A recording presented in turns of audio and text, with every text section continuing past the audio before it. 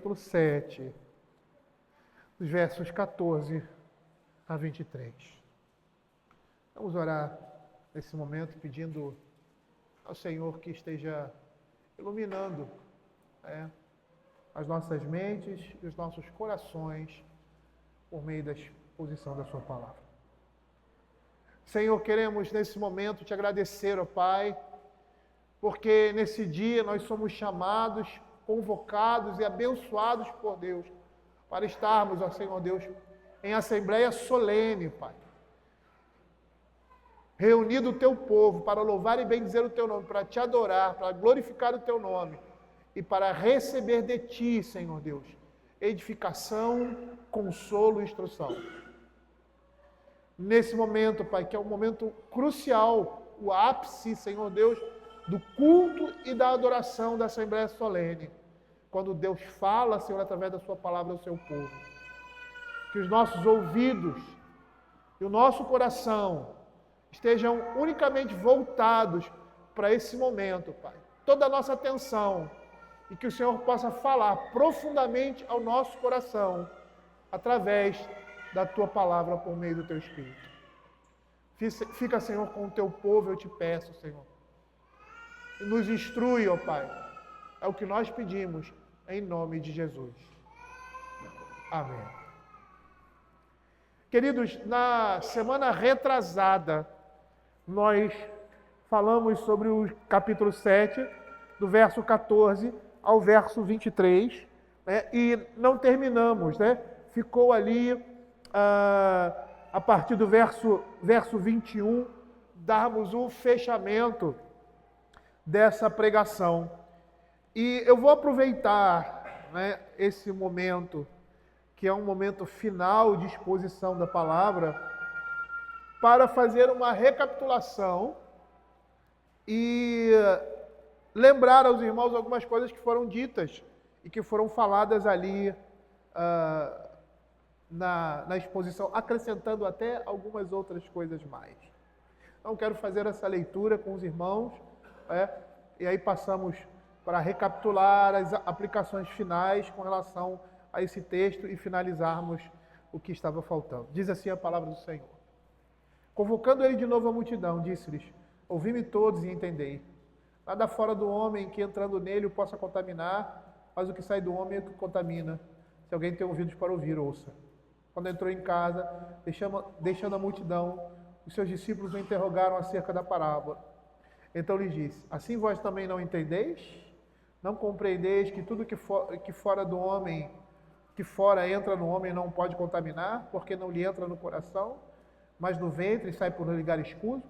E assim considerou ele puro todos os alimentos e dizia: o que sai do homem, isso é o que contamina, porque de dentro do coração dos homens é que procedem os maus desígnios, a prostituição, os furtos, os homicídios, os adultérios, a avareza, as malícias, o dolo, a lascívia, a inveja, a blasfêmia, a soberba, a loucura. Ora, todos esses males vêm de dentro e contaminam o coração. Nós estamos vendo aqui que a temática dessa parte do texto fala daquilo que o homem tem dentro de si, e fala da verdadeira pureza e da verdadeira impureza, se a gente pode dizer assim.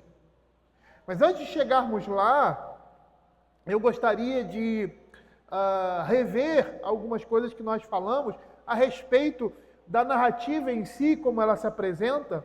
E a primeira coisa que nós chamamos a atenção dos irmãos se encontra aqui no verso 17 e 18, quando o Senhor deixa a multidão e fala aos seus discípulos, e ele o interroga a respeito da parábola, e ele percebe que os seus discípulos não compreendem aquilo que ele estava falando. E aqui nós vemos uma coisa muito interessante que está relacionada à nossa natureza humana. Por quê? Porque o homem, por natureza, não tem condições de alcançar as coisas referentes ao reino de Deus. O apóstolo Paulo, em 1 Coríntios, capítulo 2, verso 14, ele diz assim: o homem natural não aceita as coisas do Espírito porque eles são loucura e não pode entendê-las porque elas se discernem espiritualmente. Mesmo nós crentes, é o que nós estamos vendo aqui, que temos a mente de Cristo, somos lerdos e apáticos sem o auxílio do Espírito Santo para iluminar nossas mentes. E mais uma vez nós precisamos entender a nossa total dependência de Deus nesse aspecto também da vida cristã, para entender os mistérios, né? E mistério na Bíblia é aquilo que estava oculto, que fora revelado. A sã doutrina, entender e perceber aquilo que Deus está falando por meio da Sagrada Escritura. Da mesma forma como Jesus explicava a parte aos seus discípulos, acudindo nessa necessidade, o Espírito Santo também nos acode nesses momentos, para entendermos com o coração aquilo que a palavra de Deus fala profundamente ao coração do homem. E às vezes a gente não consegue perceber, não é o entendimento do que está sendo falado.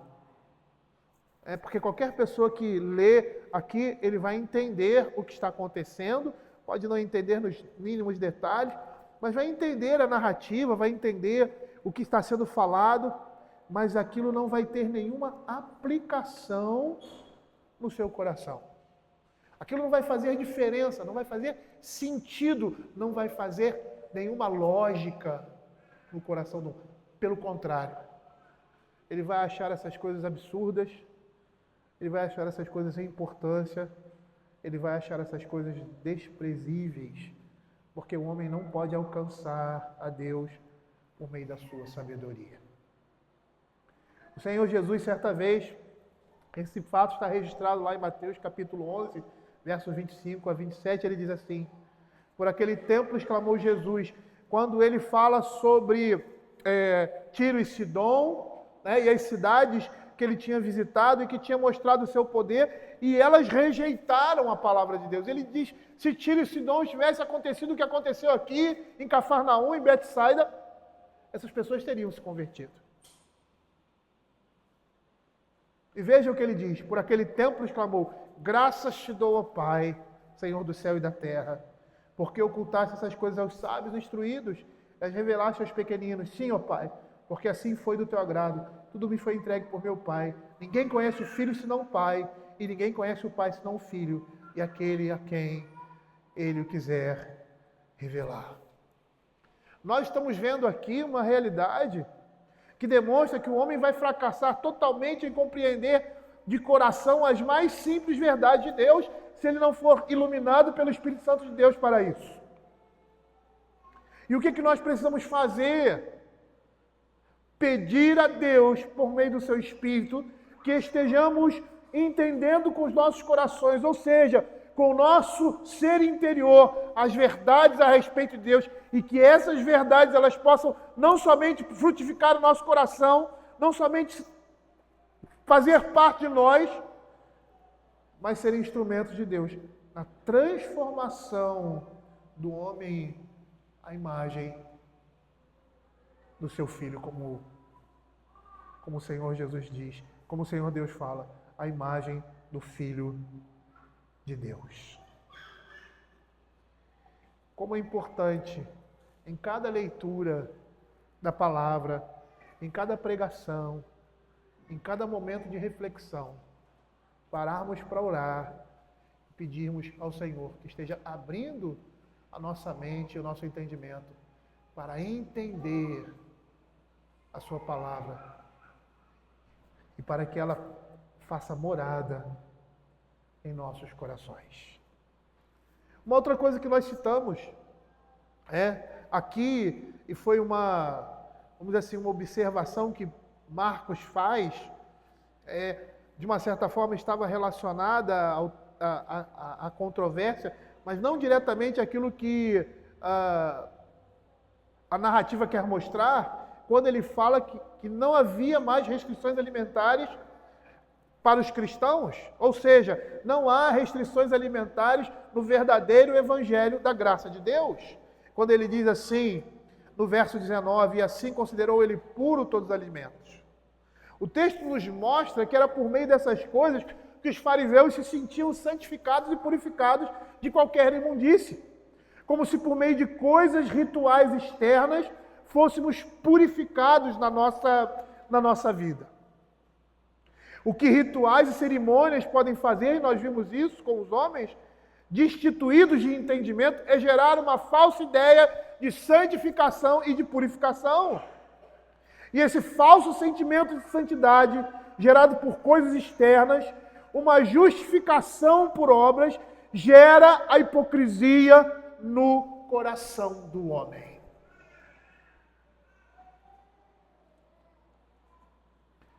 Eu, quando estava meditando mais uma vez sobre isso, porque nós falamos disso na primeira exposição, eu me lembrei de um texto muito interessante, em Provérbios capítulo 7, versos de 14 a 17. É um texto que fala da mulher adúltera, do adultério. E o texto diz assim: sacrifícios pacíficos tinha eu de oferecer. Paguei hoje os meus votos, por isso saí ao teu encontro. A buscar-te te achei. Já cobri de coxas a minha cama, de linho fino, de várias cores. Já perfumei o meu leito com mirra, aloés e cinamomo. Vem, embriaguemo-nos com as delícias do amor até pela manhã. Gozemos amores. É interessante esse texto aqui, porque esse texto parece ser um reflexo disso que nós estamos falando, da santidade de vida depender de coisas externas. É como se a pessoa se sentisse que não está em dívida com Deus por ter oferecido um ritual, uma cerimônia, como se isso fosse suficiente, e agora se encontra quite com Deus e com a sua consciência, podendo fazer qualquer coisa depois disso.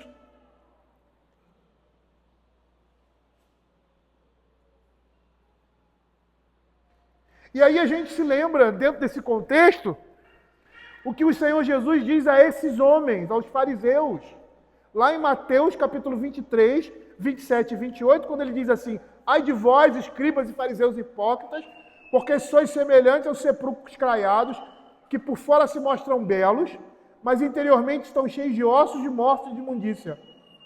Assim também vós, exteriormente, pareceis justos aos homens, mas por dentro estáis cheios de hipocrisia e de iniquidade. A hipocrisia é um elemento evidente na vida de um homem religioso que se relaciona com Deus por meio de obras e não por meio da graça de Deus que lhe é oferecida por meio de Cristo. E é um perigo vital, um perigo para a vida espiritual de alguém. Porque todos nós tentamos manter uma boa impressão diante dos outros e esconder quem nós somos no âmago do nosso ser. E aí entra aquilo que eu falei do apóstolo Paulo. Na realidade, cada um de nós precisa reconhecer, assim como Paulo, que somos o principal dos pecadores. Quando lá, o texto que eu citei, 1 Timóteo 1,15, fiel é a palavra e digna de toda aceitação, que Cristo Jesus veio ao mundo para salvar os pecadores, dos quais eu sou o principal. E aí, por que Paulo se considerava como o principal dos pecadores? Provavelmente pelo que ele havia praticado. Ele foi um perseguidor da igreja, ele encerrou muita gente no cárcere, ele esteve presente, ele foi testemunha da morte de Estevão. E quando olhamos nessa perspectiva, eu poderia perguntar: qual é o pecado que você e eu cometemos para também receber essa mesma qualificação? Com certeza, se pensarmos um pouco, perceberemos que não faltaria exemplos para nós nos colocar nessa mesma condição de principais pecadores.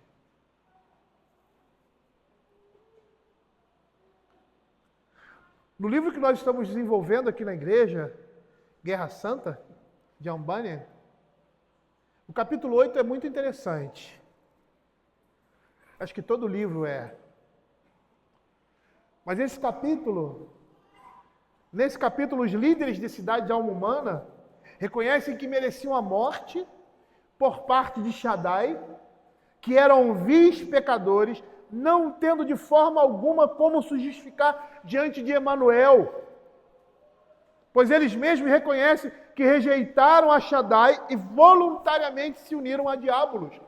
Quem não está familiarizado com o livro Guerra Santa, na realidade, metáfora da vida cristã que representa por meio de uma batalha, de uma guerra, o homem que foi criado por Deus em perfeição.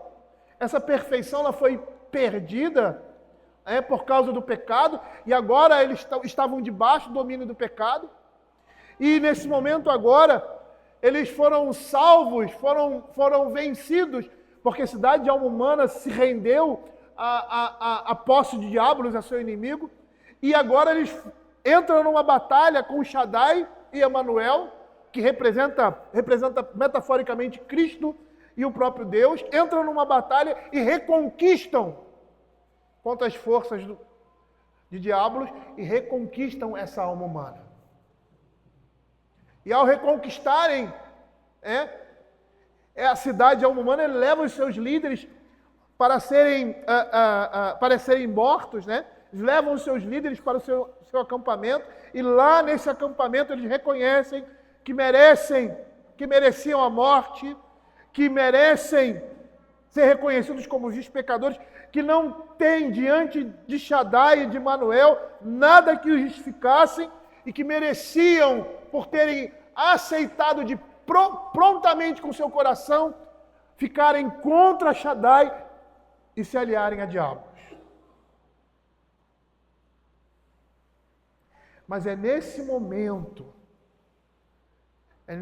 que eles reconhecem isso, que eles são alcançados pela graça e pela misericórdia de Emanuel e Shaddai, perdoando seus pecados e recebendo eles na sua comunhão. E o capítulo 9 vai falar dessa comunhão, da bênção de ter Emanuel e Shaddai andando no meio da cidade de alma humana.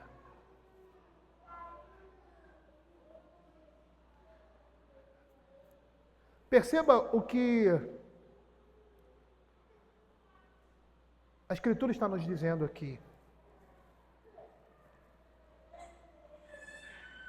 A Escritura exige de nós que coloquemos as nossas crenças em prática, que nosso modo de vida reflita as exigências de Deus e que essa fidelidade e injunções éticas sejam observáveis para aqueles que estão ao nosso redor. E aí você vai perguntar assim, qual é a relação que tem disso com o texto que você citou do livro? É porque a partir daquele momento, aqueles homens iriam se relacionar com Shaddai e com Emanuel, ou seja, nós vamos nos relacionar com Deus como pessoas que não mereciam nada e que hoje foram alcançados pela graça e pela misericórdia dele. E tudo que nós fazemos vai refletir isso nas nossas vidas.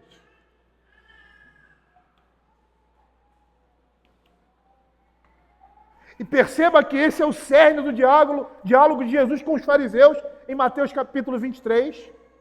Uma série de maldições que são descritas como ais, que convergem em torno do fato de que eles não praticam o que pregam. Lá em Mateus capítulo 23, verso 3, diz assim, fazei e guardai, pois, tudo quanto eles vos disserem, porém não os imiteis nas suas obras, porque dizem e não fazem. Quando projetamos uma aparência para os outros, que tem prioridade sobre a realidade de quem nós somos diante de Deus, nós estamos vivendo uma mentira e vamos enfrentar um julgamento divino. E qual é a solução para isso? A solução é termos Deus como centro e sermos fiéis à sua palavra revelada, praticando a vida cristã no corpo de Cristo, no qual estamos atrelados, no qual admoestamos uns aos outros diariamente, restauramos uns aos outros quando somos surpreendidos em algum pecado. E a Escritura está cheia de textos que vai falar sobre isso. Hebreus capítulo 3, verso 13, pelo contrário, exortai-vos mutuamente cada um durante o tempo que se chama hoje, a fim de que nenhum de vós seja endurecido pelo engano do pecado. Lá em Gálatas capítulo 6, 1, vai dizer assim, irmãos, se alguém for surpreendido em alguma falta, vós que sois espirituais, corrigiu com o espírito de brandura e guarda-te para que não sejas também tentado. Reconhecer quem nós somos, reconhecer quem é o nosso Deus e andar em humildade com Ele.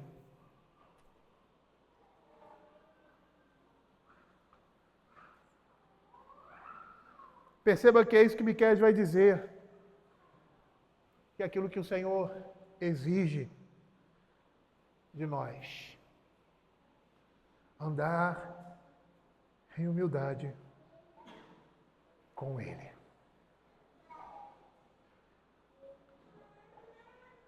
Muitas vezes nós assumimos uma posição hipócrita. E uma maneira de assumirmos isso, a hipocrisia sendo manifestada de uma forma tão piedosa, é quando nós não somos capazes de nos condoer, de ter misericórdia com o pecado dos nossos irmãos.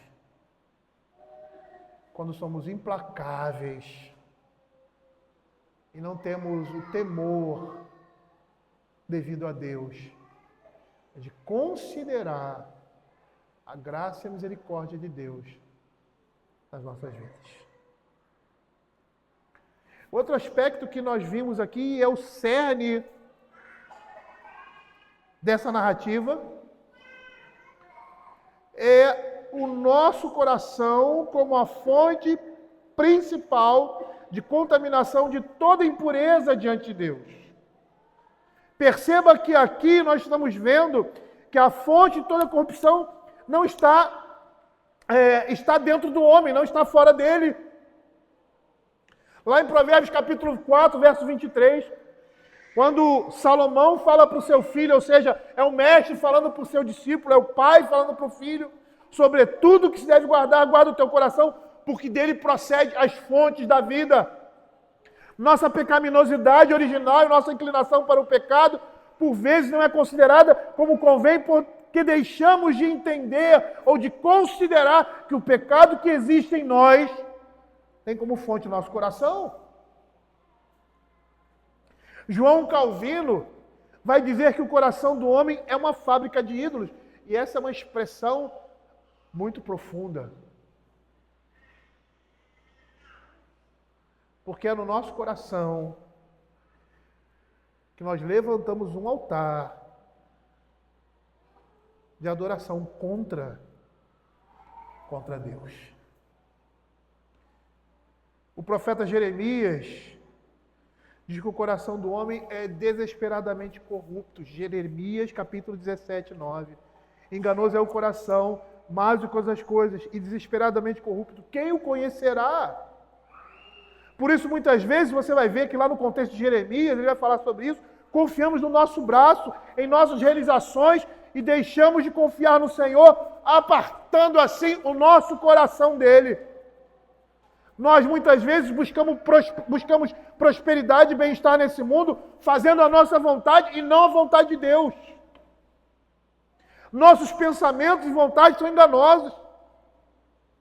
Significa que uma pessoa em seu interior tenta tomar constantemente o lugar que devia ser dado a Deus, atribuindo prioridade a outros objetivos em vez de agradar a Deus e a determinar a sua conduta.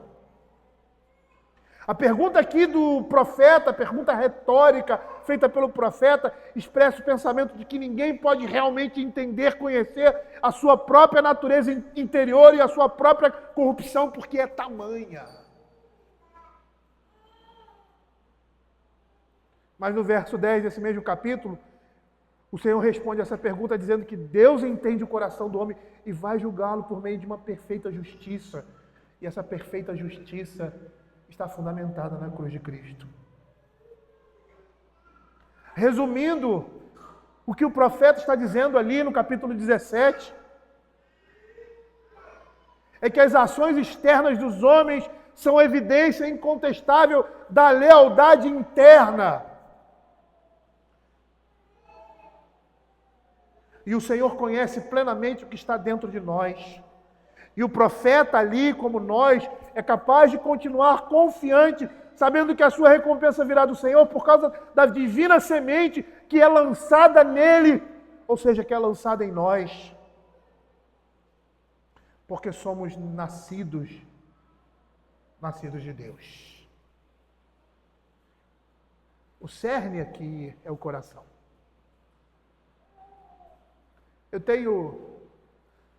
Comentei com os irmãos que eu estou lendo um livro que fala da prática de meditação dos puritanos. E tem um capítulo que ele fala só sobre meditar sobre o nosso pecado. E ele diz assim, que se nós meditássemos sobre o nosso pecado, pecado específico seu, meditássemos sobre o que ele representa, o que ele é, refletíssemos sobre ele, fundamentados na palavra de Deus, nós teríamos mais chance de vencê-lo e de mortificá-lo em nossas vidas. Perceber qual é a origem, qual é o fundamento, aonde ele se agarra dentro de nós. Olhando principalmente para a Escritura, que a Escritura fala disso. Ele diz que ao meditar sobre isso, nós estaremos nos fortalecendo contra esse pecado.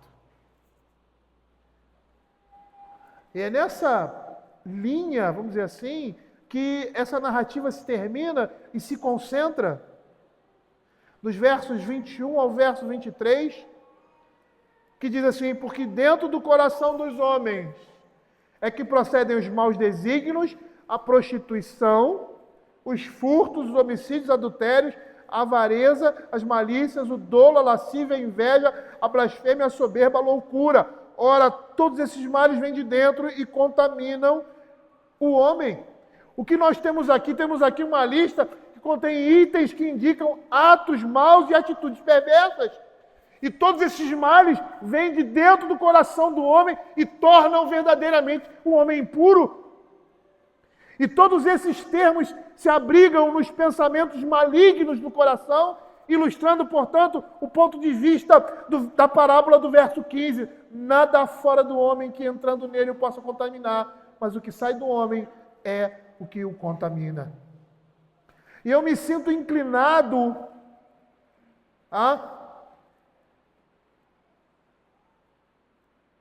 diante desse texto, a interpretar essa sequência que começa aqui no verso 21, de tal forma que maus desígnios, ou seja, maus pensamentos, nessa lista conteria todos esses males que estão sendo indicados no texto, por isso ele encabeça a lista.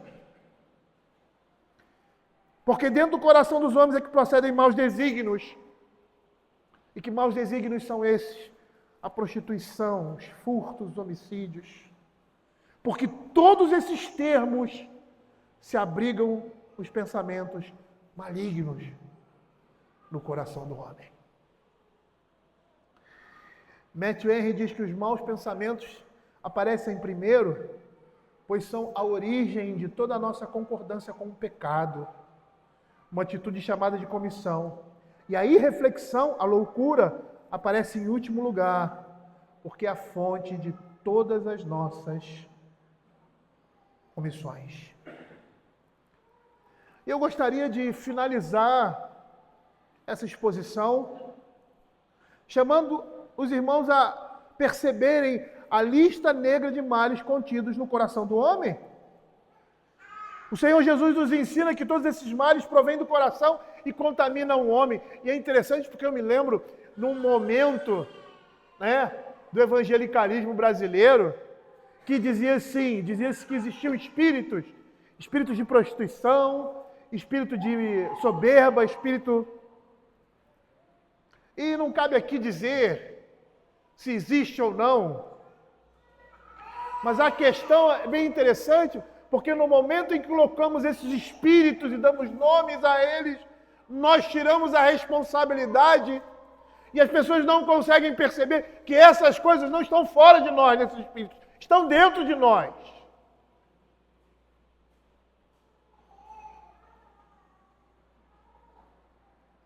E ao vermos essas palavras, nós devemos entender que nosso Jesus está se referindo ao coração humano em geral.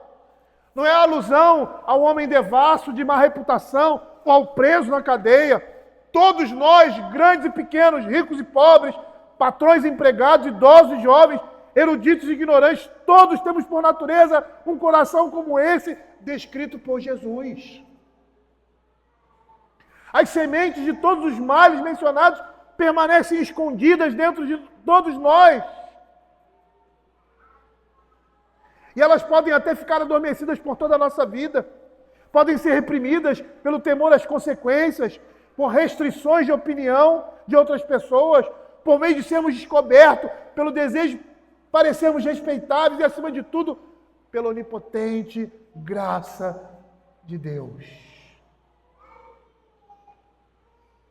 Portanto, o que nós precisamos perceber é que cada indivíduo possui dentro de si a raiz de todo o pecado. E por isso devemos ter uma atitude humilde ao lermos esses versículos, pois aos olhos de Deus, todos nós somos como imundo, como o profeta Isaías diz, 64, verso 6, mas todos nós somos como imundo, e todas as nossas justiças como um trapo de imundícia, todos nós murchamos como a folha, e as nossas iniquidades, como um vento, nos arrebatam. Deus vê em nós incontáveis iniquidades que jamais o mundo será capaz de perceber, porquanto Deus vê o nosso coração. E por causa disso nós devemos ser agradecidos a Deus pelo Evangelho, pois o mesmo contém uma provisão completa para todas as nossas necessidades de nossas pobres e contaminadas almas. A Escritura vai dizer que o sangue de Cristo derramado em nosso favor na cruz é poderoso para nos purificar de toda a impureza que existe em nosso coração. E é bem interessante, às vezes, nós não conseguimos perceber isso. Mas é bem interessante o que o Senhor Jesus faz aqui, e eu citei isso na última pregação. Chega a ser irônica as comparações que Cristo faz, e muitas das vezes os apóstolos fazem, com a realidade do povo. Eles entendiam que se colocassem alguma coisa dentro de um vaso e aquilo estivesse contaminado, contaminava todo o vaso. E Jesus estava pegando essa mesma ideia, estava mostrando que o que existe no coração do homem, no interior do coração do homem, contamina todo o seu corpo, contamina toda a sua alma. Por isso nós devemos ser agradecidos pelo Evangelho, porque ele tem toda a provisão para as nossas necessidades. O apóstolo Pedro disse isso. Ele disse que tudo estava a nosso dispor, à nossa disposição, para que possamos entrar no gozo eterno. O Senhor tem colocado todas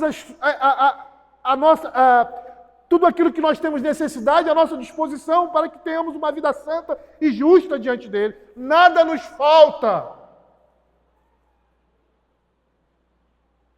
E aí nós percebemos que o Espírito Santo de Deus pode transformar até mesmo o coração mais corrupto dos nossos corações pecaminosos.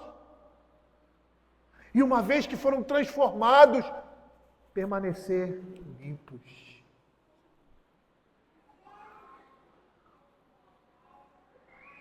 A pessoa que não se gloria no Evangelho, por certo, conhece pouco da praga que abriga o nosso interior. Quando olhamos textos como esse, nós devemos nos mostrar vigilantes.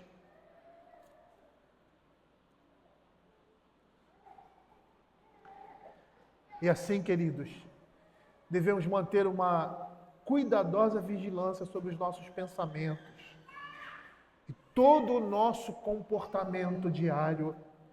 Não podemos nos esquecer que os pensamentos dão origem às palavras e às ações. O que nós precisamos pedir, queridos? Nós devemos orar diariamente por graça, a fim de guardar os nossos pensamentos em ordem, clamar intensa e fervorosamente para que Deus não nos deixe cair em tentação.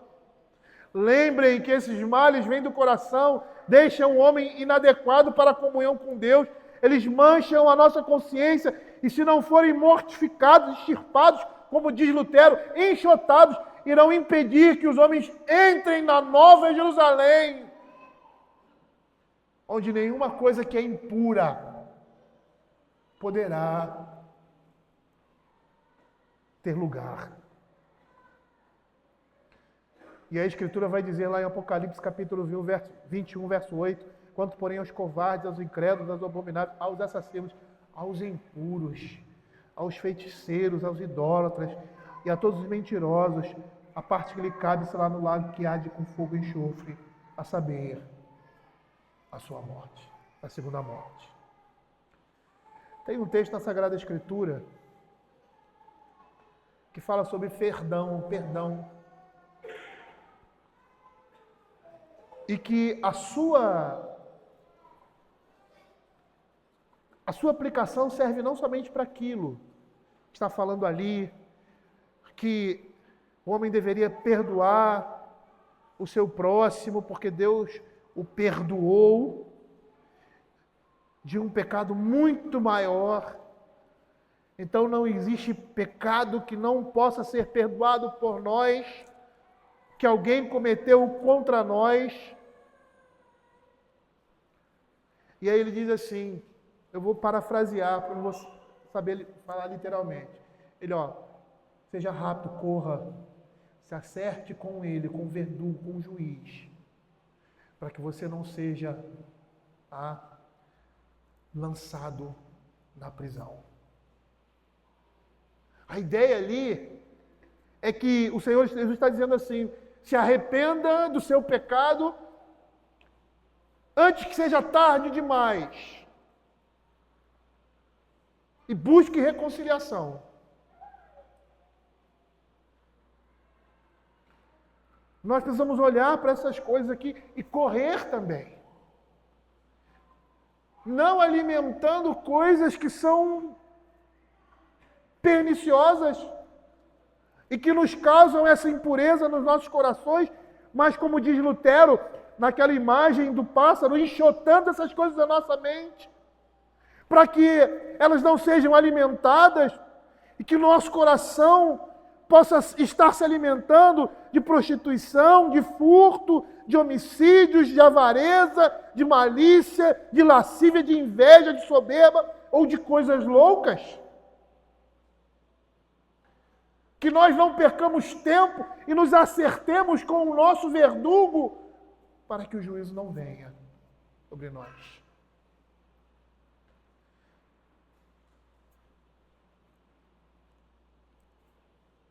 Todas as coisas que a palavra de Deus fala a respeito do Evangelho vão sempre redundar numa palavra que poderia definir, é difícil definir, né, um crente por uma palavra. E se eu pedisse para vocês, definam um crente por uma palavra, um vai dizer santificação, outro vai dizer justiça.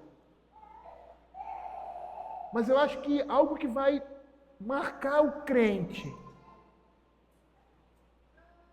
com todas essas coisas que nós podemos dizer, é humildade.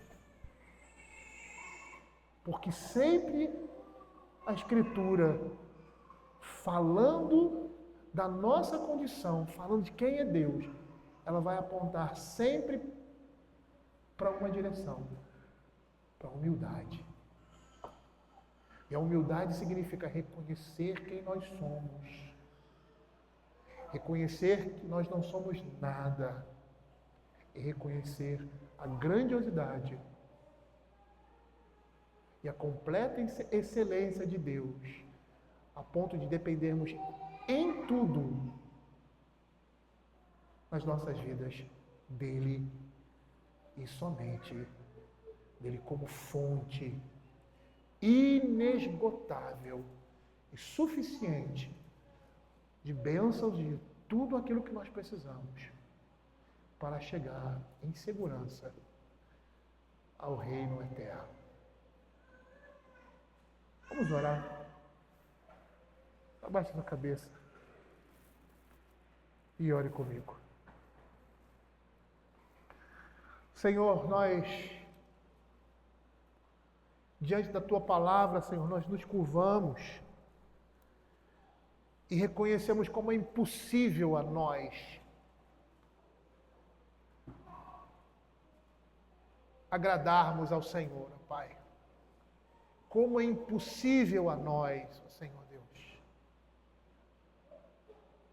estarmos diante de Deus de forma, Senhor Deus, limpa, de forma íntegra.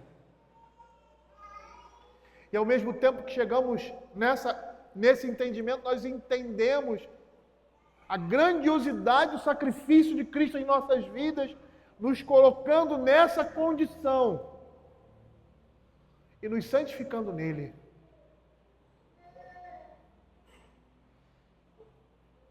O Senhor está mortificando no coração dos crentes, ó Pai, todos esses pecados que foram citados aqui e tem como fonte o coração. E essa é a promessa de Deus a nós, dada pelo Evangelho, que tiraria um coração de carne, estaria nos dando tiraria um coração de pedra, estaria nos dando um coração de carne. E é esse novo coração que nós temos recebido e temos sido exercitados nele, Pai. Por isso, Senhor Deus, nós clamamos ao Senhor, que o Senhor esteja nos dando um coração conforme o Teu coração. Que possamos ouvir, por meio do Teu Espírito, no nosso coração, aquilo que a palavra de Deus fala a respeito de Davi, que era um homem segundo o coração de Deus. Senhor, tem misericórdia do Teu povo, Pai. Porque nós sabemos que apesar de não termos capacidade e condições em nós de alcançar essas coisas, sabemos que Deus pode e faz e está fazendo isso na vida de cada um de nós. Tirando de nós esse principal pecador e transformando num adorador por excelência. Senhor Deus, nos sustenta, Pai. É o que nós pedimos. Em nome de Jesus. Amém.